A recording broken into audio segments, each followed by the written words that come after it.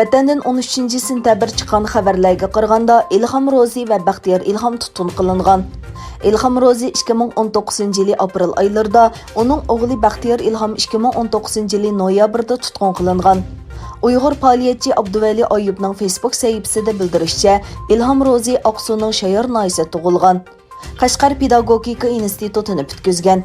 Aqsu viloyatlik partikom tashviqot bo'limining muavin boshlig'i, notiq va adabiyot san'atini so'yadigan kishi edi.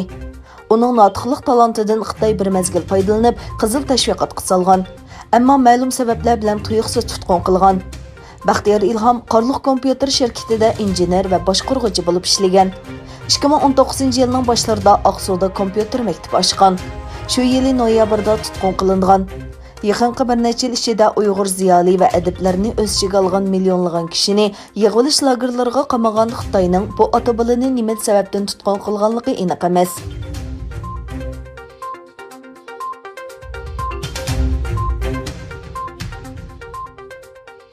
Angliya parlamentida maxsus Uyg'urlarning vaziyati haqida bir munozara yig'ini o'tkazildi. Yig'inda Angliya parlament a'zosi Shabana Mahmud Uyg'urlarning hozirgi vaziyati haqida nihoyatda kuchli bir nutq so'zildi. U so'zni mundaq boshladi. Men bugungi fursat orqali hukumatimizni Xitoy hukumati va ularning Sharqiy Turkistondagi Uyg'ur xalqiga yurgizayotgan irqiy qirg'inchiligini to'xtatish uchun kuchli yo'sinda bisim shakllantirishga chaqirman. Endi bu jinoyat jazosiz qilavermasligi kerak. Cho'qim biri o'tirg'i chiqib, buningga yetar amdi deyish kerak.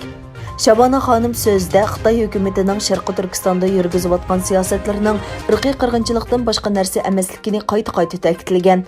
U Xitoy hukumati faqat irqiy qirg'inchilik deb atashga bo'ladigan harakatlarni to'salg'usiz davom qilmoqda.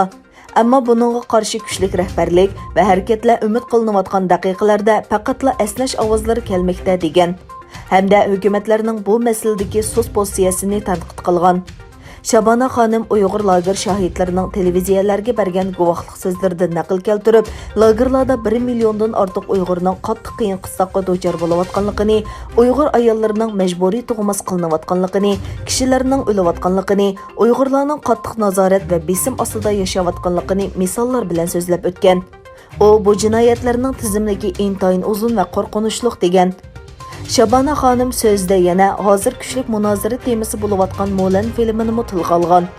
U Disneyning Uyg'urlar zulm ko'rayotgan rayonda film ishlashi va Xitoy soqchi organlariga rahmat aytishdek harakatini Uyg'urlarga qilinayotgan zulmni ko'rmaslikka silishning eng yorqin o'rnagi degan.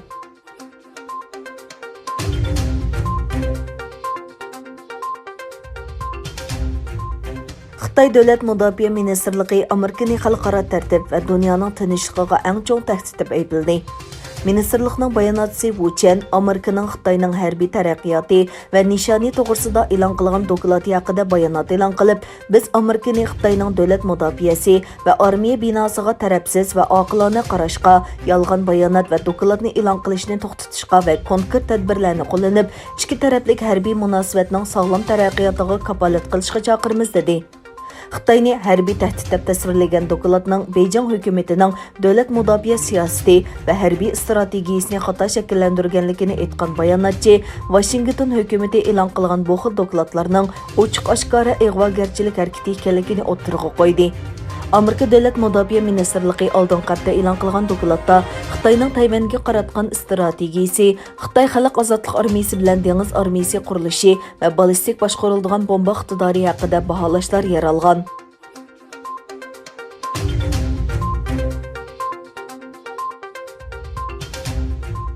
Afg'oniston hukumati bilan Taliban o'tirsidagi tunji bevosita tinchlik suhbati uchun Qatarning poytaxti Dohada turayotgan Amerika tashqi ishlar ministri Mike Pompeo, Afg'oniston vakillari umiki, shundaqla Taliban siyosiy ishlar ishxonasining boshlig'i Molla Birodar va uningga hamroh bo'lgan Taliban vakillari umiki bilan ko'rishdi.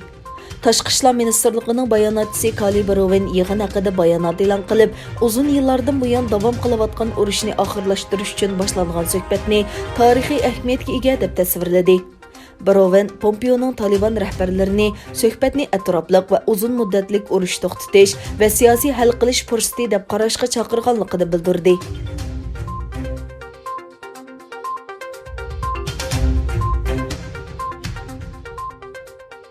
Eron doiralari xalqaro jamiyatning kuchli noroziligiga qaramasdan chilishish mahiri Afg'oniga berilgan o'lim jazosini ijro qildi.